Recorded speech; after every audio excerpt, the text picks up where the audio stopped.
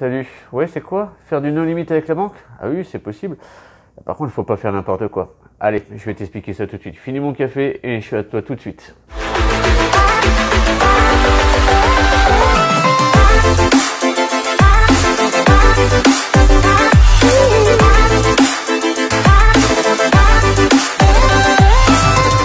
Salut et bienvenue sur la chaîne Humanita, c'est Julien.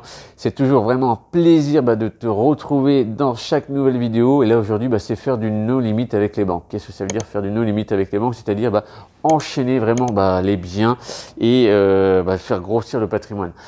Tu sais qu'on accompagne plusieurs personnes et plusieurs investisseurs pour qu'ils deviennent indépendants financièrement ou même déjà commencer à constituer un revenu supplémentaire. Mais le but de chaque personne qu'on accompagne, et ça au travers de la France, c'est vraiment l'indépendance financière. Et quand je dis à travers de la France, c'est pas des paroles en l'air, parce qu'effectivement on a des personnes qui sont dans le nord de la France, on en a en Alsace, on en a en Lorraine, on en a vers Périgueux, on en a aussi côté de Annecy, vers Lyon, en Bretagne, vers Nantes, bref, on a Île-de-France. Je vais pas te citer toutes les régions parce que sinon on va passer la vidéo à faire ça. Mais voilà, donc sache qu'on accompagne énormément ces personnes-là et encore un merci pour leur confiance. Et si toi aussi ça t'intéresse, n'hésite pas, il y a le lien pour ton coaching gratuit en dessous. Tu prends rendez-vous avec nous et on voit comment on peut faire pour avancer ensemble et toi dans ta quête de l'investissement immobilier et donc de l'indépendance financière. Et du coup aujourd'hui c'est comment faire pour que tu fasses du no-limit avec la banque et donc tu ne sois pas arrêté, qu'il ne soit pas bloqué. La toute première chose en fait, c'est éviter la fameuse opération blanche. L'opération blanche, c'est quand tous tes loyers compensent ton emprunt, mais pas seulement ton emprunt bancaire, ton échéance, mais aussi ta taxe foncière, ainsi que différentes taxes et tes impôts. Ça, c'est une opération blanche, tu vois. C'est-à-dire que tu as 1000 de loyer mensuel, tu as une échéance, imaginons, de 700 €, mais tu as des impôts, tu as des charges, tu as des taxes, et tu vas arriver à 1000 €. Et en fait, tu n'auras rien gagné, si ce n'est quand même un immeuble à la fin, quand même du crédit. Donc au bout de 20 ans, tu auras quand même, ou 25 ans, ça dépendra de l'échéance que tu as pris, pour financer cet immeuble. N'empêche, tu auras quand même un immeuble à la fin. Ça ne te changera pas ta vie, parce qu'effectivement, ça te coûte rien, mais ça te rapporte rien non plus. Et le problème, c'est que dans une banque, le gars, il va voir ça, il va dire, non, ça va pas le faire, monsieur, parce qu'il va faire appel à certaines notions bancaires avec des différentiels. On va pas aller trop dans le détail non plus, parce qu'après, je vais perdre tout le monde, mais sache que la banque, une opération blanche, elle, pour te financer, pour pouvoir enchaîner, ça va être compliqué. Oui, tu pourras faire une ou deux opérations, voire trois vraiment max si tu as des revenus assez confortables. Les revenus confortables, c'est 3 000 à 4 000 €. Mais au-delà, ça va être vraiment max. Tu ne pourras pas aller plus loin et tu vas être bloqué. Donc déjà, il faut vraiment éviter cette fameuse opération blanche. Donc une opération neutral, c'est vraiment neutre, ça te rapporte rien et ça te coûte rien non plus. Et c'est toujours mieux déjà, mine de rien, que 95% des gens en France qui ne passent pas à l'action. Donc si tu as déjà fait ça, c'est déjà très bien. Mais sache qu'avec ce genre d'opération, tu vas être bloqué. Ça, c'est primordial à éviter. Vraiment, je te le conseille.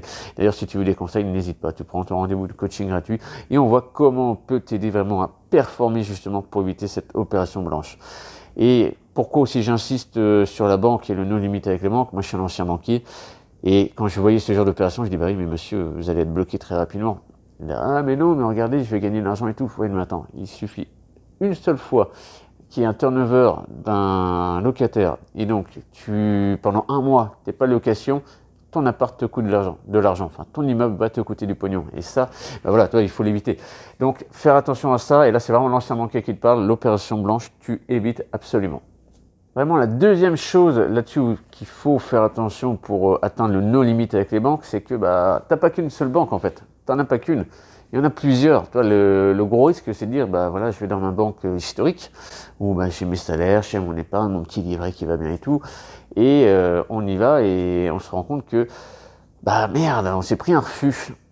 Ah la vache, on s'est pris un refus, ça y est, c'est fini, tant pis, mon projet tombe à l'eau, c'est mort. Non, il faut bien faire attention que dans sa tête, il n'y a pas qu'une seule banque qui existe. C'est pas parce que ce banquier-là t'a dit non que ton projet il est mauvais. Si ton projet il est bon, t'inquiète pas, tu peux aller voir d'autres banques et tu vas aller en voir plusieurs. Moi, personnellement, j'ai plusieurs banques.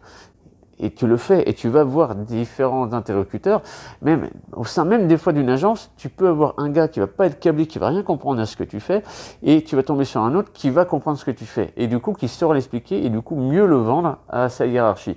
Tu vois, c'est vraiment faire attention et ne pas croire qu'il n'y a qu'une seule banque et non plus qu'un seul conseiller et type de conseiller. Tu en as beaucoup des conseillers qui te disent « Ah ouais, non mais ça marche pas, oh, c'est bizarre votre truc, comment ça se fait ?»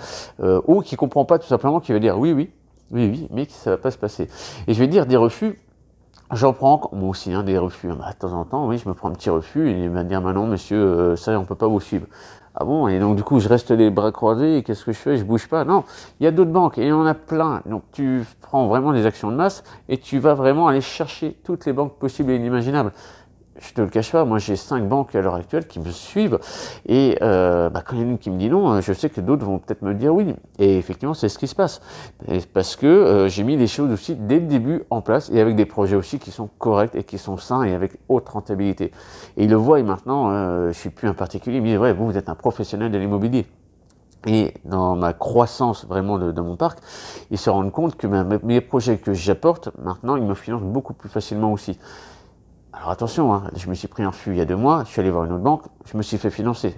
Tu vois encore, faut pas s'arrêter à des noms. Et des noms, c'est bien parce que du coup, ça te forge. Et puis tu vas aller chercher, tu vas mieux présenter ton dossier. Tu vois, c'est pas pour rien que j'ai mis en place le dossier bancaire avec Jean, que tu peux retrouver aussi, si tu le souhaites, soit sur notre profil Insta, tu as le lien en dessous, tu pourras retrouver ça dedans. Notre dossier bancaire, là-dessus, il fait vraiment la diff et il te permet de te faire mieux financer. Donc voilà, donc déjà, ne crois pas qu'il n'y a qu'une seule banque pour te financer. La troisième erreur qu'on fait, c'est, tu sais, dire que bah voilà, on s'arrête au taux d'endettement. On dit bah voilà, c'est 33%, pas plus, et que quand on fait les calculs, bah voilà, moi je vois que je suis à 33, en 34%, bon ça peut passer et tout. Ou même ah merde, je suis à 40%, ça y est, c'est foutu. Maintenant, il faut aussi trouver les agences bancaires et des banques, et ça existe, qui s'occupent en fait de la notion du taux différentiel. Ce taux différentiel, voilà, tu vas pouvoir le voir parce qu'ils font une séparation vraiment pure entre tes revenus salariés et tes revenus locatifs. Donc c'est là qu'il faut aussi aller trouver ce genre de banque pour pouvoir faire la différence et donc bah, voilà, te faire financer et donc enfin choper le fameux no limit, tu vois. Donc sois vigilant vraiment là-dessus, ne reste pas simplement au taux basique du taux d'endettement. D'ailleurs, si tu veux vraiment aller plus loin sur ce taux différentiel, ce fameux taux différentiel, et savoir quelles sont les banques, tu n'hésites pas, tu nous contactes et on va voir comment on peut t'accompagner aussi pour aller voir aussi ces banques et être de façon la plus armée possible pour faire vraiment la différence. On a fait déjà clairement la différence avec nos coachés où ils obtiennent leur crédit et du coup leurs revenus.